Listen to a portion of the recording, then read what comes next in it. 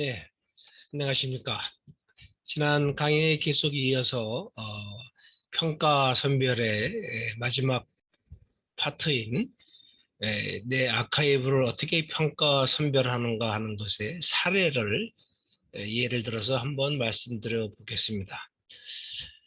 우선 제일 중요한 개념이 내가 어떤 기록을 내 아카이브에 선별해서 보존할 것인가를 결정할 때 가장 핵심적인 개념으로 줘야 되는 게 내가 살아온 생애와 활동을 나타내주는 기록, 또 내 인생을 증거해주는 그런 기록들, 그런 기록들이 가장 핵심적인 기록이다.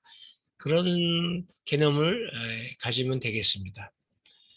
그래서 이런 나의 생애와 활동을 잘 나타내주는 그런 글과 사진 같은 기록이 있는 그 기록의 형태를 보면은 내 일기, 또 나 혹은 내 가족의 이런 구성원이 쓴 일지, 또 나와 가족, 또 친구, 또 나와 같은 사회 활동을 하는 사람들이 보낸 편지, 그다음에 나의 사진, 가족 사진, 또 내가 활동한 조직에서의 단체 사진, 뭐 그런 것들이 주요한 그런 형태의 기록이라고 할 수가 있습니다. 그리고 이제 그 일기나 편지 같은 거는 특별히 어떤 그 사건을 중심으로 해서 이렇게 묶여져 있는 게 아니고 어떤 시기적으로 이렇게 쭉 작성이 되거나 써지는 것이기 때문에 이 시기순으로 묶어서 기록처를 만들 수도 있습니다. 제가 이제 오늘 말고 다음 시간에 그 기록을 수집할 때 그 엑셀 파일을 사용해서 기록처를 어떻게 이제 목록을 만드는가를 보여드리겠습니다.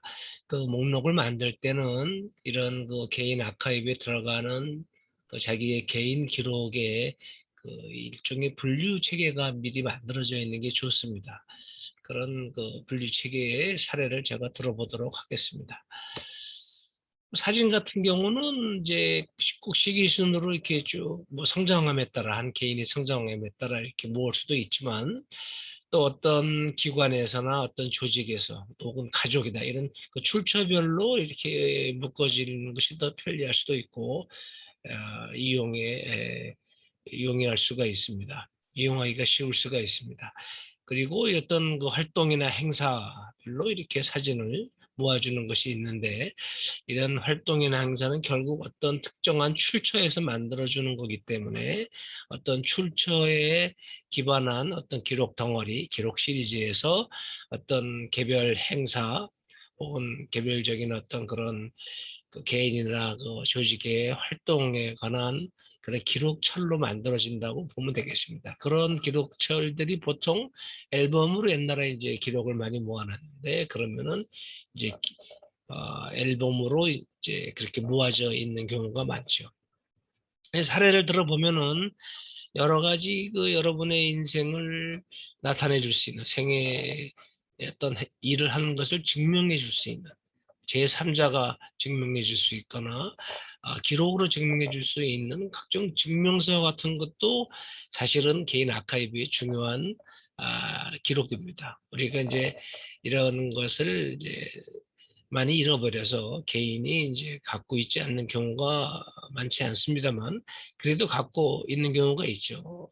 부분적으로라도 어, 학교 성적표라든지 뭐 졸업증, 각종 조직이나 어떤 자기 활동을 했을 때 또 회원증, 또 무슨 뭐 자격을 얻었거나 뭐 이렇게 교육을 받았을 때 뭐 자격증이나 무슨 교육 이수증 같은 거, 뭐 혹은 뭐 체육 활동을 했으면 뭐 단증도 있을 수 있고요. 여러 종류 다른 그 신분증, 요새 같으면 또 카드 형태로 나오죠. 예, 그런 거. 혹은 뭐 만료된 여권들도 자기에 관한 중요한 증명입니다. 특히 여러분들 해외여행을 많이 다니시는 분들 보면 이제 여권 그 만료된 여권을 가지고 계신 분들이 많은데 대개 보면 그 여권 안에 자기가 언제 어느 나라에 입국해서 출국했다 하는 그런 도장들이 찍혀 있죠. 이제 그런 그 추억을 이렇게 되살리려고 이렇게 여권 사본을 가지고 있는 경우도 많이 있습니다. 저도 몇 개 갖고 있어요. 그다음에 이제 그 자기가 다녔던 학교, 뭐 초등학교나 중학교, 고등학교 다 앨범이 있는데요. 그런 앨범이 이것이 이제 실제로는 책입니다. 출간된 책이지만 한시적으로 그 학교를 졸업한 그 해의 학생들에게만 만들어지는 일종의 아 이제 주문 생산 앨범이죠. 그래서 이게 출간물이지만 희소성이 있을 수도 있고 그 앨범에다가 또 여러분 졸업을 할 때 많은 그 이렇게 소감을 쓸 수도 있잖아요. 서로에게 인사도 하고 또 낙서도 하고 그런 고유한 그런 그 기록들이 이렇게 마킹이 될 수가 있어요. 그래서 이 학교 앨범도 좀 무겁기도 하고 하지만 이렇게 우리가 수집한 그런 개인 기록이 됩니다. 그다음에 이제 여러분이 이제 뭐 글을 썼거나 사회 활동을 하거나 뭐 요새 같으면 이제 누구나 그렇습니다. 예, 여러분들 뭐 카톡이나 카페나 블로그에 이렇게 글을 쓰는 것도 다 자기가 이렇게 글을 써서 출간한 겁니다. 이렇게 출간된 나의 글도 오랜 시간이 지나다 보면 굉장히 많이 누적되게 되고 어디에 있는지도 모르게 되고 잘 찾기도 어렵게 되고 나중에는 심지어 내가 그런 글을 썼는지 기억도 안 나게 되는 경우도 많습니다. 그래서 이러한 글들을 습관적으로 이렇게 잘 모아두고 이렇게 정리해 두면은 자기 아카이브에 아주 자신을 나타내주는 또 자기의 생각과 자기 주변의 이런 일들과 이런 지대적 환경을 잘 나타내주는 그런 훌륭한 아카이브 자료가 될 수가 있습니다. 그리고 이제 제가 받은 이메일 같은 거, 편지 같은 거, 또 각 어떤 뭐 비즈니스가 있거나 어떤 이벤트가 있겠죠. 어떤 사건에 관한 업무가 필요하니까 업무상 필요하니까 편지나 이메일을 주고받는데 이러한 것들은 아주 일상적인 그런 그 주고받는 뭐 문자라든지 임시 메모와는 달리 굉장히 생애에 중요한 사건과 이벤트에 관한 정보를 제공해 주기 때문에 우리가 다 수집해서 보존하는 것으로 하고 있습니다. 그다음에 이제 우리가 만든 문서는 아닌데 뭐 민간 조직이나 단체도 있지만 그런 민간 단체나 회사 같은 무슨 조직 또 그런 공공기관에서 이렇게 나에게 보낸 문서 또 혹은 그런 공공기관에서 생산한 문서가 있습니다. 이제 그러한 문서 중에서 내 아이의 생애와 활동을 잘 보여주는 중요한 문서가 있죠.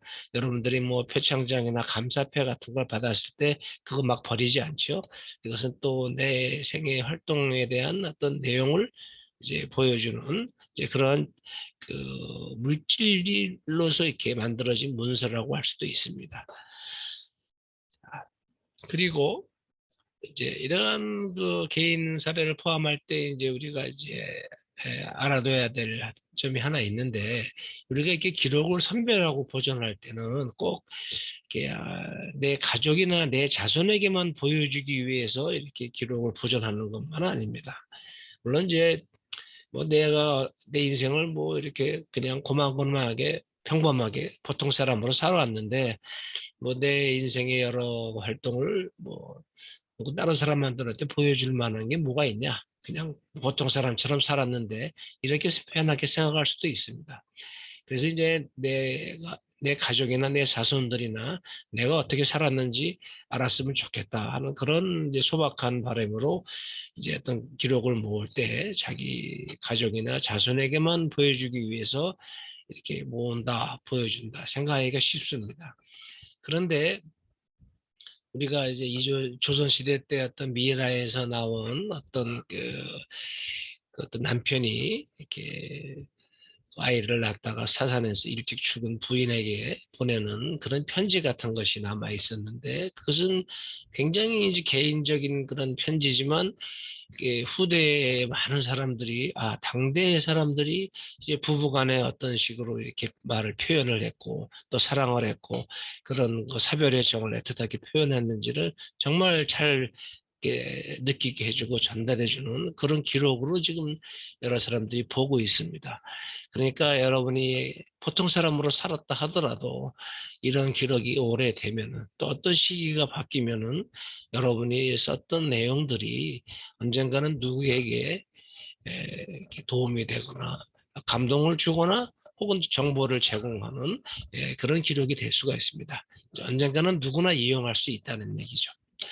그다음에 우리가 이렇게 기록을 수집한다 그러면은 뭐 종이로 된 기록만을 주로 생각하기 쉬운데 저기 지금 교재에 있듯이 종이 기록, 비디오 필름, 뭐 CD, 각종 전자 기록, 뭐 CD나 DVD, 뭐 USB, 요새 같으면 그 SSD 같은 그런 이렇게 쉽게 빨리 저장이 되는 매체 같은 것이 있죠. 뭐 오래된 형태의 그 하드 드라이브도 있고 여러 가지 또 이런 그 매체들이 이제 포함이 되어 있습니다. 그리고 이러한 이제 매체가 자꾸 진화하고 있어요.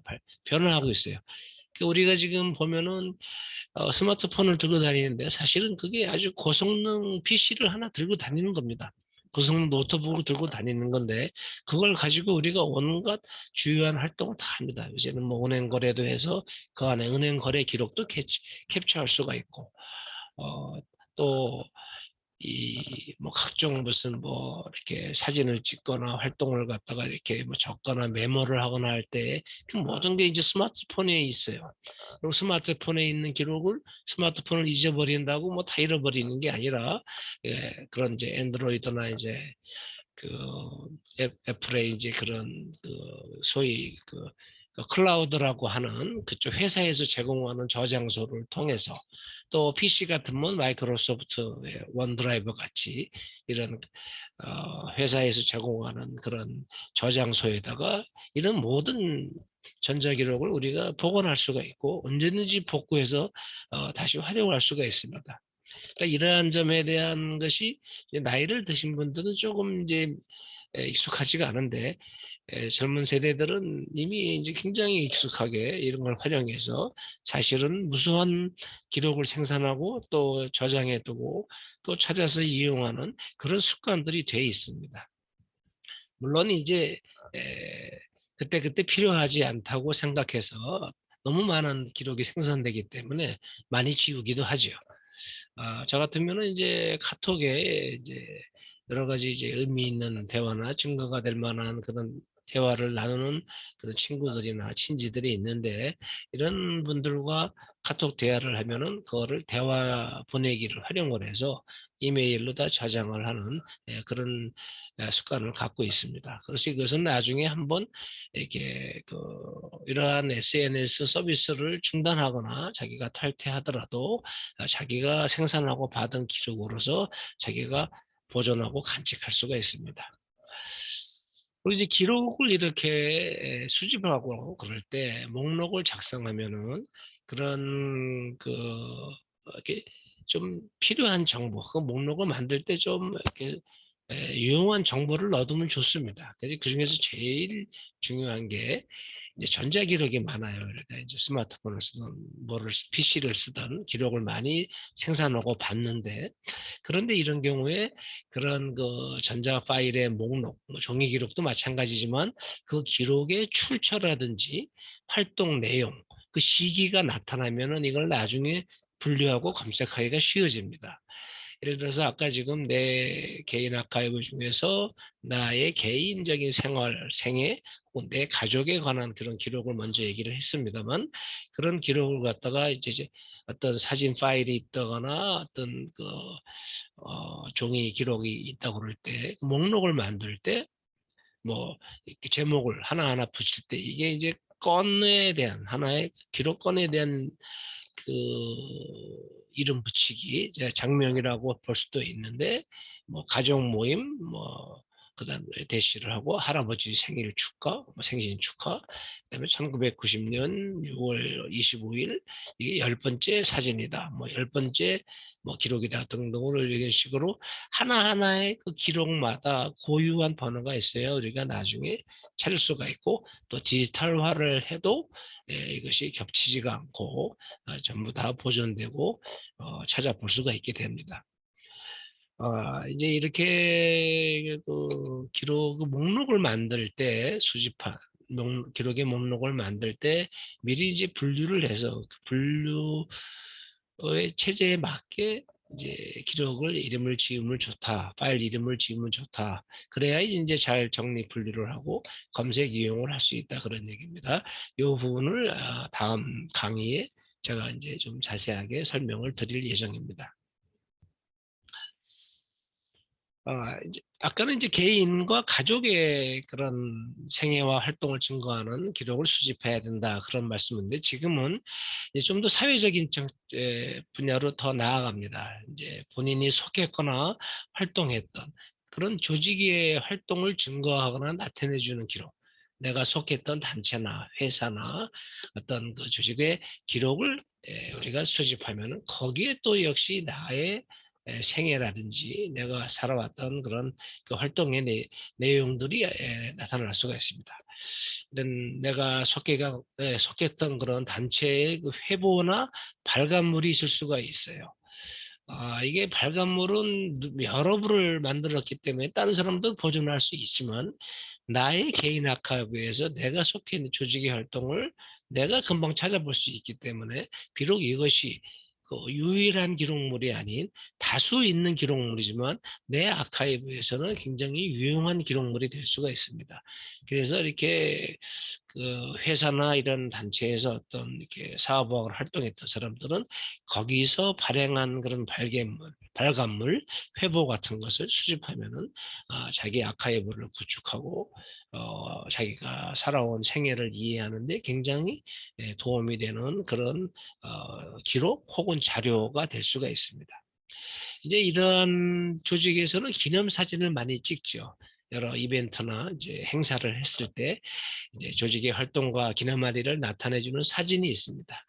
여러분들 이제 습관적으로 이런 사진을 받으면은 그 뒤에다가 이렇게 포스트잇을 잘 붙여가지고 떨어지지 않게 해서 언제 찍은 거고 행사 이름이 뭐고 거기 사진에 나타난 사람들이 이름이 뭐다 정도를 이렇게 쭉 뒤에 적어 놓으면은 나중에 이제 그 사진을 봤을 때 전혀 이제 기억이 안 날 수가 있는데 어떤 활동과 어떤 행사에 대한 사진이었고 이때 누가 있었구나 하는 것을 사진의 뒷면에 살펴봄으로 해서 잘 알 수가 있습니다. 저는 이제 기록을 하기 전부터 옛날에 이렇게 사진, 이렇게 대학 다닐 때 이제 서클 활동을 많이 했는데 그때도 사진을 많이 찍었어요. 오늘날 같은 디지털 사진이 아닙니다. 그래서 그런 이나물 뒤에다가 이렇게 여러 가지 사진의 그 내용이라든지 사진을 같이 찍었던 사람들 이름을 적고 언제 찍었다 적어주는 그런 작업을 했던 기억이 있습니다. 지금도 그런 사진을 보면 뒷면에 그렇게 적어놨던 것들이 있어요. 그리고 이제 그거는 제가 이제 어떤 대학 서클에서 그런 걸 했기 때문에 많은 사람들이 이제 그 사진을 갖다가 이제 디지털해서 아카이브를 만들었을 때 그 사진에 나와 있는 그 내용들을 잘 파악할 수 있게 그렇게 돼 있습니다. 그다음에 이제 요새 정말 많은 그런 뭐 여러분들 뭐 카페나 블로그나 카톡방 같은 또 밴드 같은 이런 활동들을 하는데 이런 그 SNS 활동을 하면서 많은 기록을 만들게 되죠. 쓰게 되죠. 그리고 그런 것들이 어떤 때는 그냥 지워버리고 잊어버리면 되는 그런 뭐 농담이나 그냥 아주 단편적인 그런 메모도 있지만은 어떤 자기의 그 중요한 생각, 또 어떤 사건에 대한 그 느낌이나 감정이나 판단, 또 논쟁들을 담았던 그런 기록들이 사실은 요새는 그런 SNS에 훨씬 더 많습니다. 또 이런 것이 여러 가지로 사회적으로 문제가 되기도 하고, 또 정치인이나 유명한 사람들은 이런 걸로 뭐 구설수에 오르기도 하고, 실질적으로 자기 홍보 활동을 하기도 하죠. 하여튼 이런 기록도 개인 기록으로서 이제는 굉장히 비중을 많이 차지하는 중요한 기록이 됐습니다. 그래서 이런 기록들을 수집을 하는데, 텍스트를 우선 긁어내서 이제 자기가 이제 정리를 하는 수도 있는데 대부분 기록을 나중에 수집하기 때문에 그 텍스트를 이렇게 그걸 추출해서 이렇게 메일로 보내 가지고 저장하는 게 쉽지가 않습니다. 다 되게 지우기 마련인데 우선적으로 그렇게 텍스트를 할 수도 있지만 여러 또 이미지가 많죠. 우리 그런 기록을 생산하고 우리가 쓰는 그런 우리 이 현대 사회는 사실은 이제 너무 이제 이미지에 많이 의존을 합니다. 그러니까 이미지 기록이 상당히 중요해요. 그러니까 이런 이미지를 갖다가 이미지를 다운로드 받던가 내려받던가 캡처를 하는 그런 활동이 중요한 기록 생산 활동이고 기록 수집 활동입니다. 자, 이런 것들. 그다음에 이제 이런 내가 속했던 조직이나 단체가 보내준 뭐 이메일 같은 게 있을 수도 있고 편지 또 공적인 문서들이 있을 수도 있어요. 근데 이런 기록들 내가 이제 받은 거는 만약에 이제 이게 그 조직이나 단체에서 이거는 당신만 볼 거지 이게 뭐 아무한테나 공개하면 안 되는 기록이다 그러면 이거는 수집을 할 수가 있는데 그것을 이렇게 저장하거나 이렇게 일반에게 공개하기는 어려울 수가 있습니다. 예를 들어서 여러분들이 어떤 분야에서 전문가로 일을 해서 공공기관에서 어떤 자문을 요청받거나 그래서 자료를 보내오는 경우가 있습니다. 그러면 이제 공공기관이 가진 그런 자료에는 다른 개인이나 뭐 회사나 이런 다른 단체의 비공개 정보가 들어가 있는 경우가 많이 있습니다. 여러분은 그런 것을 받는 목적이 어떠한 평가라든지 의견을 받기 위해서 그런 기록을 받았으면은 사실은 그러한 대응을 한 다음에 대답을 한 다음에 그런 기록들을 폐기해야 됩니다. 여러분이 이렇게 저장하도록 용납이 되어 있는 그런 허용이 되어 있는 기록들이 아닌 경우가 많습니다. 그리고 이런 것들이 잘못 이제 유출됐을 때 여러분이 개인적으로 책임을 져야 되는 혹은 이제 재정적으로도 손실을 봐야 되는 그런 경우를 겪을 수도 있습니다. 이제 그런 점을 좀 잘 주의해야겠죠. 이제 좀 더 확대를 하다면 이런 내 기록이나 내가 몸담았던 조직이나 이런 단체의 기록 중에서 단지 나의 활동, 뭐 조직의 활동만에 관한 기록이 아니라 이런 내가 살았던 이 사회의 여러 모습을 알려주는 기록들, 이 시대의 어떤 환경, 시대적인 어떤 사건, 뭐 당대에 뭐 유행했던 여러 가지 현상이라든지 뭐 등등 이런 것들을 잘 보여주는 기록이 있으면 이것은 굉장히 후대에 이렇게 의미 있는 기록이 될 수가 있습니다. 우리가 이런 기록을 후대에 뭐 역사가들이나 지식인들이 그걸 이용을 할지 안 할지는 알 수가 없습니다. 그러나 이제 우리가 지금 현재 우리가 이렇게 만들거나 받았던 이런 생산하거나 수집했던 그런 많은 기록 중에서 내 스스로가 알 수 있어요. 이게 이 시대를 잘 보여주는 기록이다. 우리가 보통 시대상을 잘 말해준다. 사회상을 잘 보여준다. 어떠한 이슈가 됐던 사건을 잘 보여주는 기록이 내가 만들거나 받은 기록, 또 거기에 대한 내 가치관, 내 판단, 또 논쟁 같은 것들이 들어가 있는 기록들이 있을 수가 있습니다. 그런 거는 우리 개인 아카이브에서 굉장히 의미 있는 기록이라고 할 수가 있어요. 그리고 내가 개인적으로 찍은 사진이라든지 혹은 내가 속한 조직에서 어떤 단체 사진을 찍었을 때 그 당시에 어떤 그 당시 환경이나 장소 그건 나중에 다 변화하잖아요. 다 모든 게 다 변하고 다 없어지고 하는데 그 특히 우리 이제 사회가 이제 많이 현대화되고 발전하다 보고 뭐 아파트 짓고 뭐 개발하고 그러다 보면은 우리 많은 옛날에 있었던 그런 장소들이 없어지는데 그거는 앞으로도 계속 있는 현상들입니다. 하지만 이런 과거에 있었던 그런 자연적 환경이나 인위적인 어떤 구조물 같은 것에 보여주는 역사 기록이 될 수가 있다. 그것은 또 어떻게 보면은 뭐 건축사라든지 무슨 뭐 지리라든지 혹은 그런 것이 보여주는 사회상을 통해서 사회사 연구 같은 데도 굉장히 필요한 자료가 될 수가 있습니다.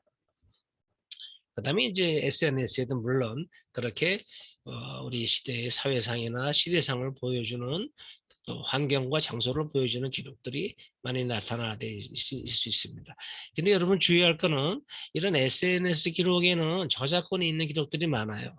그런 걸 여러분 수집해서 개인적으로 이렇게 갖고 있을 수는 있는데 그것을 여러분이 보존하다가 이렇게 막 함부로 이렇게 올리게 되거나 이렇게 되면 저작권을 침해하는 게 됩니다. 예, 저작권이 있는 기록은 그 생산자가 혹은 생산한 기관이 그 민간 기관인 경우죠. 70년이 지나야만 그런 저작권이 이제 풀어집니다. 그래서 그 이후에 이용할 수 있는데 70년이면 상당히 긴 기간이죠. 아, 공공기관이 만든 그런 기록물들은 저작권이 없습니다. 그래서 여러분들이 자유롭게 이용할 수가 있는데 공공기관이 수집한 기록 중에서 어떤 글이나 사진 중에서 개인의 저작권이 여전히 남아있는 게 있을 수가 있어요. 그래서 굉장히 조심해야 됩니다. 그러니까 예를 들어서 이거는 공공기관에서 나와 있는 거니까 내가 이거 쓰고 올려도 되겠다 하고서 했을 때 만에라도 저작권이 있을 때는 여러분이 그거에 대한 책임을 져야 될 경우가 있습니다. 마찬가지로 이런 여러 기록들도 모든 형태의 기록을 포함하는데 자 이런 기록을 이제 잘 분류해서 이렇게 기록 철명이나 기록건명을 붙여야 된다라고 얘기를 했습니다. 그래서 그런 내용을 좀 자세히 이제 이제 제가 이렇게 예를 들어봤습니다. 그래서 이제 특히 이제 전자기록 문제가 많기 때문에 우선 여러분이 개인 아카이브, 내 개인 아카이브의 그 분류 체계를 갖다 먼저 만들어야 된다 하는 그런 점을 좀 이렇게 인식을 하고 각자 이렇게 만들어 보도록 노력하십시오. 제가 다음 강의 때 그런 분류 체계를 갖다가 한번 예시를 들어보겠습니다. 그다음에 이렇게 파일을 다운받았거나 이미지를 캡처해서 하나의 자기가 전자 파일을 수집했을 때는 거기에다가 이름을 잘 붙여야 됩니다. 여러분이 자동적으로 이 모든 게 다운로드 받거나 원래 이름이 있죠. 그다음에 캡처한 파일은 자동적으로 이름이 붙습니다. 보통 캡처한 시기가 시간, 시점이 붙여서 이름이 만들어지는데 그런 것이 쌓이게 되면 이게 뭐가 뭔지 알 수가 없어요. 여러분들 사진을 많이 찍어봐서 아실 텐데 이제 폰으로 사진을 찍어서 나중에 볼 때 사진 모양이 안 나오고 파일 이름만 나오면 뭐가 뭔지 모르죠. 그래서 이게 이제 너무 많이 사진을 찍는 것도 사실은 안 좋은데 기록이 너무 많으면 관리가 안 되니까요. 이런 그 폰의 사진을 예를 든다면은 이제 언제 어디서 찍은 거고 몇 번째 사진이다 하는 그런 정도로 이제 중요한 사진들에는 이름을 붙여서 저장을 하는 게 나중에 이제 그것을 보존하고 이용하는 데 도움이 됩니다. 그래서 우리가 이런 거를 어떤 그 수집을 하고 관리를 하는 그렇게 하기 위해서 그 기록에 접근하는 정보다. 그래서 그걸 이제 접근할 수 있는 메타데이터, 뭐 억세스 포인트, 억세스 메타데이터 이런 단어를 쓰기도 합니다. 근데 그런 뭐 전문적인 용어는 아실 필요 없고 기록을 잘 이렇게 나중에 분류하고 어떤 기록이 어떻게 되는지 식별하고 잘 찾기 위해서는 기록의 그 이름, 특히 전자 파일 같은 이런 기록의 이름을 잘 지어줘야 되고 그런 기록의 이름 안에 어떤 그 출처나 시간 정보, 그다음에 어떤 내용이나 어떤 사건의 어떤 그런 것을 이렇게 알게 해주는 어떤 간략한 정보가 이름에 들어가는 게 좋다. 뭐 그런 겁니다. 제가 예를 들어서 이제 블로그 옆에 네이버 그리고 카페가 있잖아요. 시니어 블로그 옆에 카페에서 어떤 글을 내가 이제 캡처하고 싶다 그럴 때 그 캡처를 하고 나서 그 정보를 갖다가 나중에 설명을 할 때 메타데이터를 첨가를 할 때 이게 어느 웹사이트에서 왔는지 그 주소를 적어야 되잖아요. 그 주소를 그대로 복사해서 넣고 또 그것이 이제 홈페이지 주소가 있는가 하면은 또 이제 여러 디렉터리로 이제 분류돼서 들어가잖아요. 그래서 그걸 다 들어가서 거기까지 들어가 있어야 자기가 이 어디에서 이런 기록을 다운로드 받았다, 캡처했다 그런 것을 알 수가 있습니다. 이게 이제 큰 포털에 있는 네이버 같은 카페라든지 블로그 혹은 페이스북 같은 것들이 다 이제 캡처하거나 이름 붙이는 방식이 다릅니다. 그러니까 여러분이 그 고유의 그 SNS 포털에서 제공해주는 그 주소를 그대로 붙이고 거기에다가 자기가 아, 필요하면 이제 식별 그런 그 번호를 같은 것을 붙이면 되겠습니다. 지금 제가 이제 캡처를 우리가 많이 한다 그랬기 때문에 캡처를 하는 한번 방법을 한번 예시를 한번 좀 설명을 해보겠습니다. 이렇게 이런 그 줌을 통해서 제가 강의하기 때문에 이렇게 PC 화면을 왔다 갔다 하면은 좀 산만하게 해서 미리 화면을 캡처해서 이렇게 보여봤습니다. 크게 이제 지금 세 개의 장면으로 다 설명이 되는데요. 여러분 개인 PC에 윈도우즈 보조 프로그램이라는 게 있습니다. 물론 여러분 스마트폰에는 스마트폰을 캡처하는 방법이 있죠. 그 폰 옆에 이제 양쪽에 단추를 눌러서 캡처하는 게 보통 통상적으로 하는 방법이고, 혹은 그 캡처 자체 프로그램 메뉴가 있어서 메뉴를 끌어내려서 캡처를 누르면 자동적으로 스마트폰 전체 화면이 캡처가 됩니다. 그리고 불필요한 부분이 있을 때 여러분이 이제 그 갤러리나 포토로 들어가서 갤러리 포토 앱으로 들어가서 화면 자르기를 통해 가서 원하는 방법 그 이미지만 캡처를 하고 거기다 여러분이 이름을 붙일 수가 있죠. 좀 시간이 걸리는 작업이긴 하는데 숙달할 되다 보면 뭐 금방 하죠. 이제 제가 이제 말씀드린 건 여러분이 이제 PC 작업도 많이 하니까 이제 PC에서 캡처하는 방식인데 이건 많이 안 해보셨을 거예요. 또 윈도우 10에 보면은 이미 윈도우 10에 이 캡처 도구라는 그런 앱이 있어요. 그래서 이렇게 보면은 이제 윈도우 제일 왼쪽 오른쪽 밑으로 들어가서 보면 이렇게 프로그램 목록들이 앱 목록이 쭉 나오는데 이게 윈도우 보조 프로그램이라고 하는 그런 그 메뉴가 있습니다. 그 윈도우 보조 프로그램 제일 밑에 보면 캡처 도구라고 있어요. 여러분이 이걸 많이 활용하면은 밑에 이제 하단의 메뉴바로 이렇게 그 고정시켜 놓으면 활용하기 좋습니다. 이 캡처 도구를 딱 클릭을 하면은 이런 화면이 뜹니다. 캡처 및 스케치라는 화면이 뜨고 여기에 이제 새 캡처라는 메뉴가 있는데 요거를 하면은 이렇게 그 캡처를 할 수 있는 이런 범위가 그 사각형으로 그런 그 캡처할 부분을 PC 화면에 모니터 화면에 전체 혹은 일부를 capture할 수 있게 그 화면이 그 뜹니다. 그 화면을 캡처를 하면은 그것을 여러분이 복사를 하거나 저장을 해서 아마 이렇게 그 여러분이 캡처한 파일로 만들 수가 있어요. 요 세 번째 화면이 제가 이제 그 카톡방에 들어가서 뭐 봤던 거를 이렇게 이 프로그램과 같이 해서 캡처를 한 장면입니다. 여기. 요거에 이제 그 윈도우즈 10에 윈도우즈 보조 프로그램의 그 캡처 도구를 사용해서 PC를 캡처한 장면이다. 그렇게 보시면 되겠어요. 자, 이제 마지막으로 이렇게 그런 이런 그 수집된 기록에 대한 주의사항을 한 번만 제가 더 강조하겠습니다.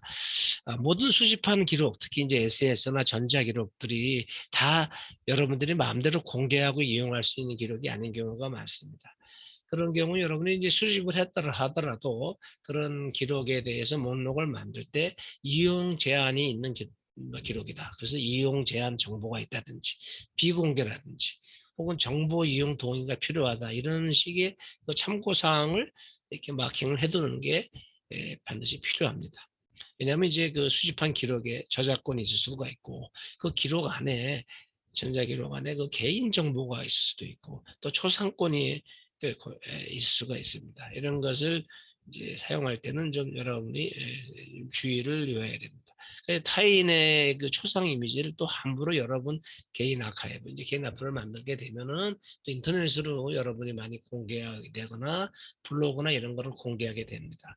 저도 지금 저 개인 블로그에 제가 작업했던 모든 그런 파일들을 중심으로 이제 그런 아카이브를 하나 만들고 있는데 나중에 다 만들어지면 제가 이제 웹 주소를 공개하겠습니다. 근데 이제 여기에 이제 타인의 초상 이미지, 같이 여러 사람이 찍은 이미지를 함부로 공개할 수가 없어요. 페이스북 하는 분들은 잘 압니다. 그래서 이제 다른 사람이 이제 사진이 자기가 올리고 나오면은 이렇게 그 모자이크 처리를 해가지고 이제 올리거나 그런 사람들이 이제 벌써 많이 있습니다. 공개할 수 없어요. 우스갯소리 예를 들면은 제가 이제 갖고 있는 사진 중에서 우리가 어릴 때 어디 놀러 가거나 뭐 한강에 가서 뭐 수영한 사진도 제가 있는데 그 어린애들 다 이렇게 빨개 벗고 사진 찍은 사진들이 있어요. 이런 거를 올릴 때 뭐 자기 개인이 자기가 올리는 거는 괜찮다 할 수 있어요, 어린애니까. 그런데 이제 똑같이 어린 여자아이가 옆에서 이렇게 또 몇 명 있다고 보세요. 그 사람들이 다 내 나이 또래입니다, 지금. 근데 그런 걸 올렸는데 아이 어떤 놈이 내 어릴 때 홀딱 보고 사진을 올렸어 하면은 당장 저한테 어떤 제재가 들어올 수가 있습니다. 실제로 제가 이제 그 대학 다닐 때 이제 저 어머니 친구분이 이제 제가 이제 그런 사진이 있다. 우리 어릴 때 같이 빨개 벗고 찍은 사진이 있어요 했더니 그 사진에 나온 그 따님을 둔 어머님이 깜짝 놀래 가지고 그 사진 지금 빨리 없애라고. 지금 빨리 가져오라고. 앨범 가져와서 그거 보고 없애라고. 그래서 그 앨범을 갖다가 그 사진을 갖다 드렸더니 이제 그분이 사진을 찢어버린 적이 있었습니다. 그래서 저는 애꿎게 사진 말해서 이제 사진 하나 없어져 버렸죠. 뭐 이런 거.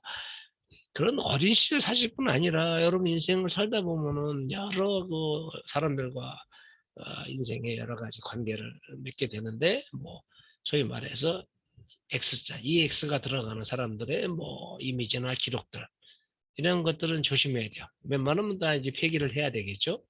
뭐 개인적으로는 자기가 갖고 있는 경우가 많습니다. 그래서 지금 EX00이라고 말한 거는 X 애인, 뭐 X 뭐 부인, 뭐 이혼한 경우겠죠. 뭐 등등 이런 그 자기와 현재와는 무관한 사람의 이미지를 함부로 막 자기 개인 아카이브로 내 인생의 중요한 추억이다 그래서 막 이렇게 뭐 수집 보존해 놓은 건 좋은데 막 이거를 제3자에게 공개하고 그러면은 상당히 곤란합니다. 이제 그런 점을 좀 주의하시라는 얘기입니다.